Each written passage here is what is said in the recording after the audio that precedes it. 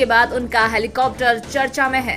दरअसल रईसी के काफिले में 3 हेलीकॉप्टर थे, लेकिन केवल उनका हेलीकॉप्टर मंजिल तक नहीं पहुंच पाया। रईसी बेल 212 हेलीकॉप्टर में सवार थे। इस हेलीकॉप्टर को अमेरिकी कंपनी बेल टेक्सट्रॉन बनाती है।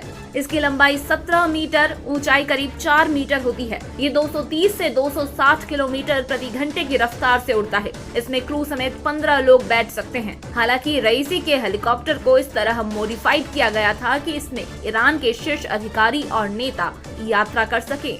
इसे चलाने में 1 घंटे में करीब 1,35,000 रुपये खर्च होते हैं। यह हेलीकॉप्टर अमेरिका समेत जापान और थाईलैंड में भी इस्तेमाल होते हैं। ईरान में बेल 212 के क्रैश होने की वजह अब तक सामने नहीं आई है, लेकिन इस हादसे ने ईरान की